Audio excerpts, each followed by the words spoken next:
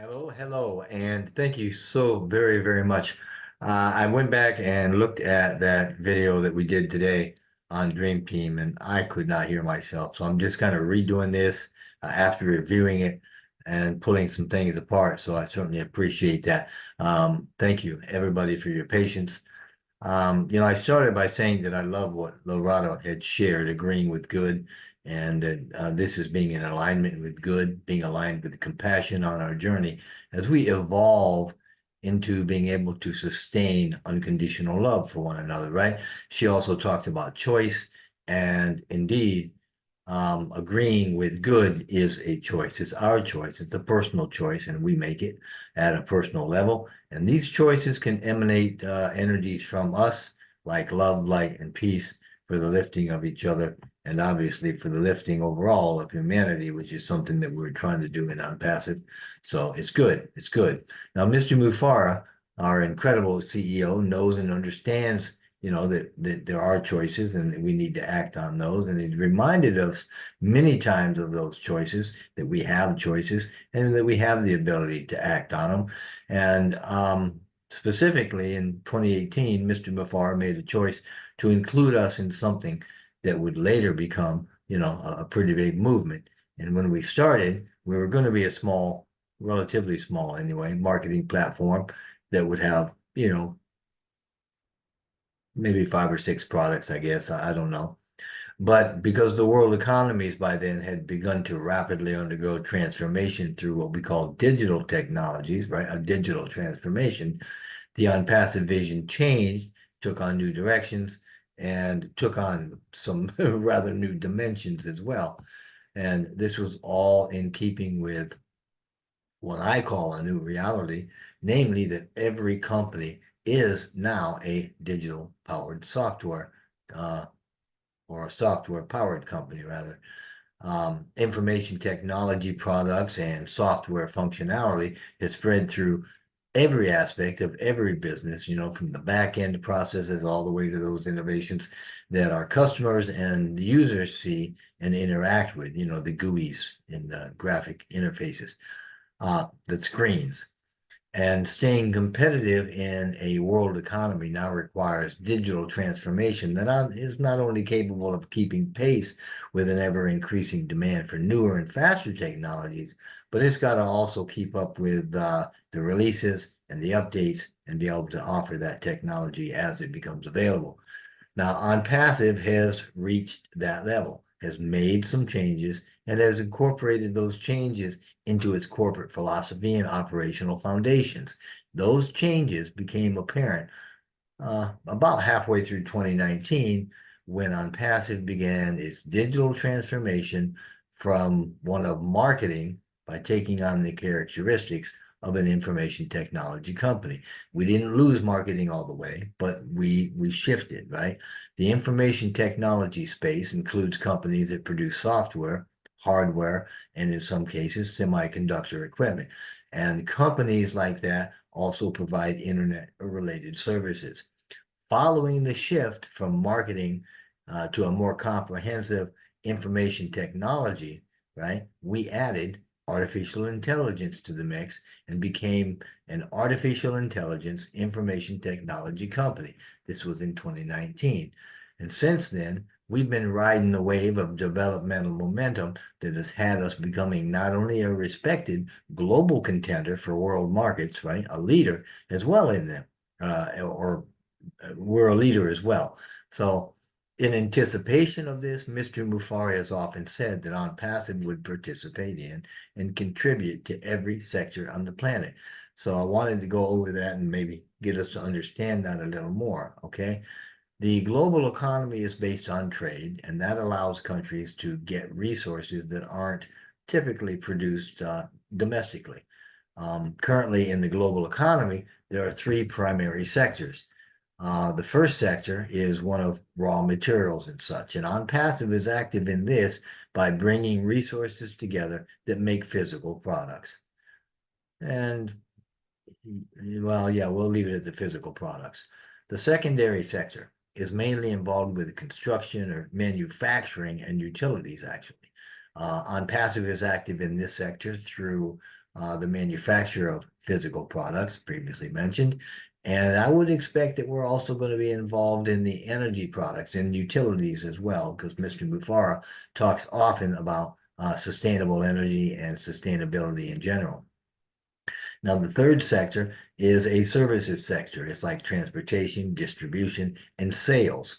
Now, Passive is active in this sector because of the sales and distribution of products, as well as the physical and digital ones that we have in the OES. So we're solid, very solidly involved in every sector, every primary sector anyway. And in looking at the components of ONPASSIVE, which we'll do in a minute, kind of try to keep in mind how each of these, or each of the legs of ONPASSIVE, or components of ONPASSIVE, if you will, fit into these particular sectors. First and foremost, we've got what we call, our offices, the brick and mortar offices. They're located on several continents. They're included in Dubai and Egypt and Singapore, and obviously our IT hub in India, the US, things like that. They're physical, concrete. We also have data centers. We've got one that we know of right now. We have more on the way that we expect to learn about, three more probably in this quarter.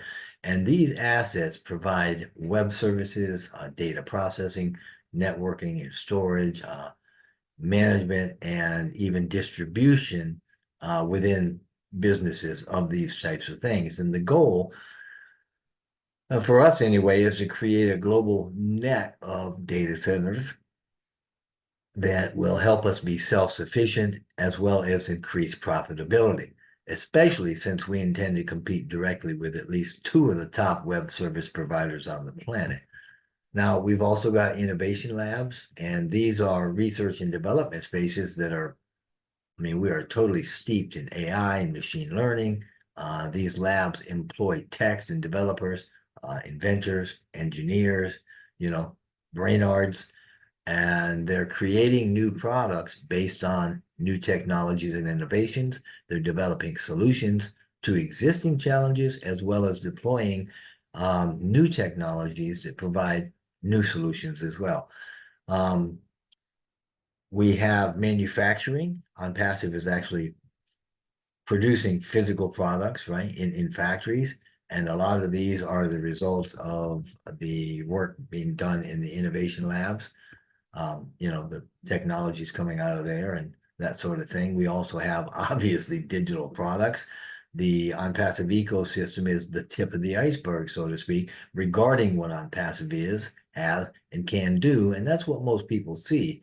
The OES is a software as a service platform. So that's squarely in the services sector. We also have what we call strategic partnerships, or collaborative agreements, right? We've got about a dozen of them now. We're continually forming these, and these are world-class partnerships that we've developed. They're the type of partnerships that allow success on a grander scale, because we can now access customer bases, and these partnerships widen our reach, so to speak, globally, along with expanding our target audience, which is pretty doggone big, At any rate, through these, we're able to enter new markets as well. We have ONPASSIVE branding, and we see this happening all the time. It's all over the place. It's on a global scale. And obviously, the big three that come to mind immediately are the Burj Khalifa in Dubai. It's the world's tallest building. It's, I think, about a half-mile high, and we've done laser light shows on it for more than a year.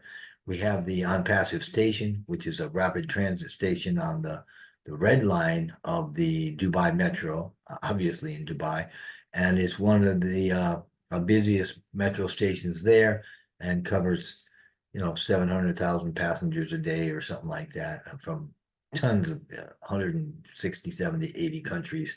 It's just it's massive. And by the way, it's also completely automated. So that's an interesting little fact.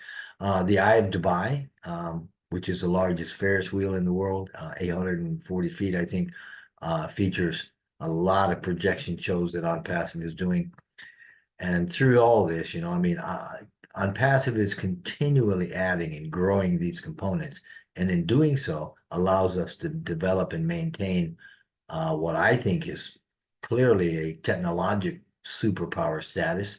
Most companies never reach the level that we're at now, and no other company on the planet, as far as I'm concerned, is going to ever offer you more value for the cost than OnPassive.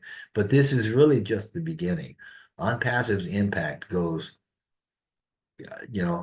a bit further than the value that we can tangibly put our hands on. It goes into the unseen, and by this I'm just talking about the goal of lifting humanity, and just sharing compassion through compassionate action and that sort of thing, which kind of relates to lifting the human consciousness via the human heart, if you will. And it's going to be doing all this by providing a global net of abundance to its members, to us, right? And it will be in amounts sufficient that we'd be able to share with others, beginning with those around us and expanding outward, to the world, just like OnPassive is. So in essence, 2023, as Mr. Mufar had said, was a problem-solving and troubleshooting year. But it was also a year fraught with a lot of activities that were aimed at the advancement of humanity. And we can expect a lot more of that type of thing this year. And in spending time with us the other day, Mr. Mufar actually told us again, that everything in life is a choice and we need to act on it. And in this, we're all unique in the value that we bring to the table, right? And with OnPassive, we've got some guaranteed success mechanisms in place that are all going to work for us, which is to say, I think the analogy was that we're riding the rail to success, seated comfortably on the OnPassive train, and we are each significant in how we participate in rolling out OnPassive's vision for lifting humanity from our own level. And we make these choices personally. We make them ourselves. So Mr. Mufar also talked to us the other week saying, that success is determined by what we do every day and that everything happens for a reason. I certainly agree with that. I believe that things unfold in our lives as something I call synchronicity, and these are options that we act on, and it doesn't have to be hard. Synchronicities are organizing principles that connect events and opportunities in our lives, right? They can be simple, everyday things, accompanied by a desire or an excitement to do them. In other words, these are things that are going to appeal to us.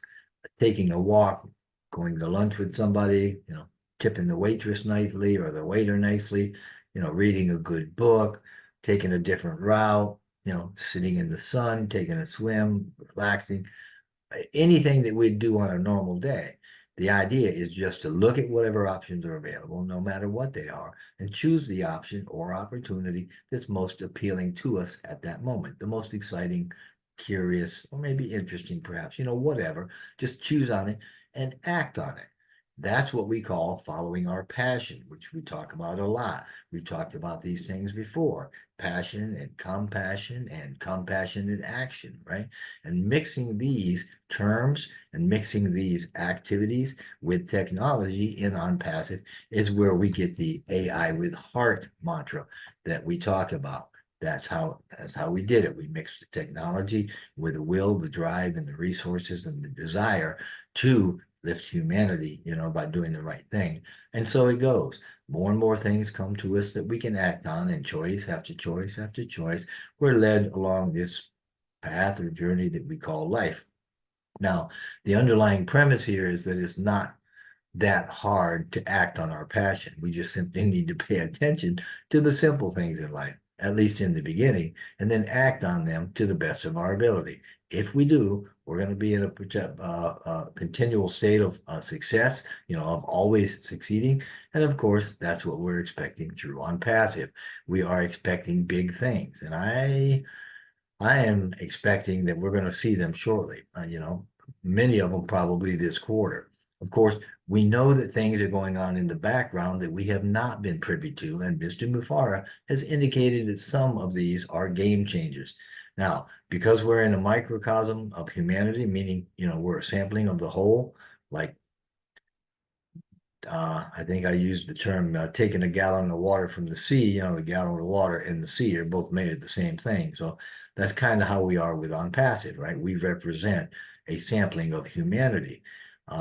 So what I'm saying, as a microcosm, some of our members are going to choose to misbehave. Now, whether they do that purposefully or not, whether it's talking negatively or misleading others, bad marketing, maybe they're just sitting on the fence in a bad way. Who knows? Whatever. It's all the same. And the thing is, it's going to come home to roost, right? It's going to stifle their progress. And we would do well not to focus on it, because when we put negative behavior out, or we place our energies of focus on it, that's what we're going to get back at some point, as reaping what we sow. It's a universal law. And I guess what I'm saying is, if we put negative behavior out, we're going to get negative behavior back. If we focus on negative behavior, it's going to amplify it and it's going to make it bigger, and that's not going to be good either. So because we live in a polar universe, though, right, that also means, that when we put out compassion and compassionate action into the world, we're going to get that back, right? So it can be good. But again, Ash talked about things that we can expect this year. He had indicated that we can expect greater communication between the members in the company, but he wasn't really sure what form that was going to take. But he was expecting at least once or twice a week to provide some updates and to have a way to hang on to them or archive them in a way so that we can go back and review them, whenever we need to. He also said that we've got some things coming out of Egypt, information technology, and stuff out of the education field. He had indicated we developed a new O product and made it a point to say that it wasn't Academy, I think. But anyway, that's done. It's ready to go, and then we're just waiting on it to be announced. Don't forget about the A-bomb. He talked about that, but that was something that was actually done in November last year, and we're just waiting for it to be announced. He talks about some other things too, he talked about how we're in more than 225 countries, how staffers and developers worked more than 400,000 hours, on passive stuff, how we put hundreds of corporate events and webinars and development of content through about 125,000 hours of coding. And I think he even said there was about 250,000 webinars done by charter members. So, I mean, we've done a lot of things last year, a lot of record breaking. We also opened new locations in Egypt and Abu Dhabi, Singapore, and others, I'm sure. And of course, again, don't forget ONPASSIVE Station, because we've got the largest or the biggest structure wrap on Sheikh Zayed Road there. Not to mention the laser light shows in the Eye of Dubai and all of that. We also launched O Connect and O Tracker, and they've got 1 million users. They're engaging well over 1 million websites with millions of impressions, all of them engaging at that level. One of my favorites was that we did the GuideText Global as a strategic partner, and we were awarded the distinguished recognition for having the best booth. I mean, there were 6,000 participants in that, right? There were 1,400 or more speakers, and we walked away with best booth. I mean, that's got to tell you something. And don't forget our flagship product of the heart, Obless. Last year, we donated to the UAE, the Emirates. They have a program called Bridges of Giving, and we spent more than 100 work hours with them, delivering thousands of packages. I mean, when you see the videos, they're literally truckloads. So yeah, we had a relatively small beginning that has seen monumental changes in both direction and momentum all the way and up to, including and through 2023. And that was obviously by far the most challenging year that we've had. Of course, challenges were expected, big ones, but not really at the level that we saw. Now, Mr. Mufara talked about some of these challenges, and he speculated a bit as to why we even had them to start with. I'm not going to get into that.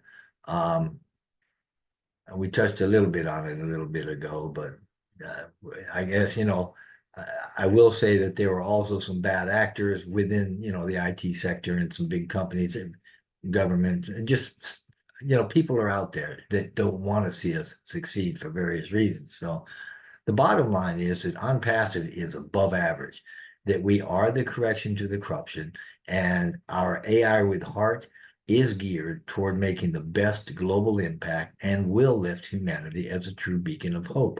And that's going to be our legacy. For those reasons and quite a few more, we're offering solutions that are more ethical, and our users are users. They're not the used like you see in other areas of the IT sectors.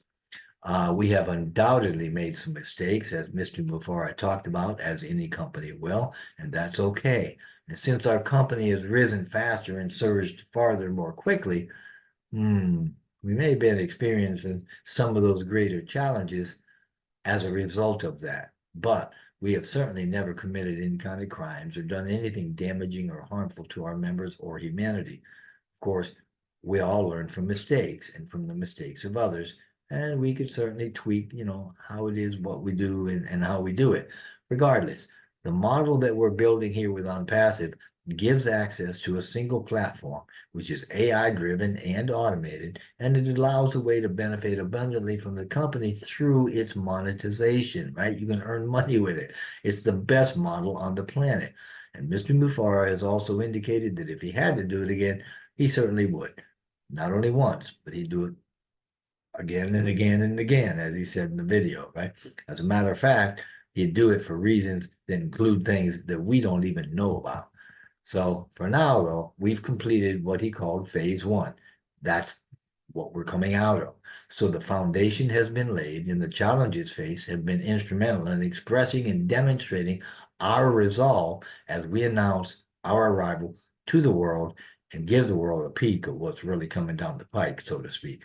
As a result, we should be having a lot smoother second and third phases and subsequent phases, because we have learned from our mistakes and the mistakes of others, and we're willing to learn more and to love and to change. And that's our legacy: healing the planet, lifting humanity through a global network of members that live day in and day out with compassion, that engage in compassionate action for the greater good, and that are active participants in a benevolent evolution of mankind. That's our legacy. It'll happen. It's happening this year. And my guess is we're going to be creating some generational wealth for a long time. So thank you so much. Again, I'm sorry that other video wasn't as loud as it should be. And I am just grateful that I could redo this and get this to you. Thank you. I hope you have a wonderful, wonderful OnPassive evening. Bye.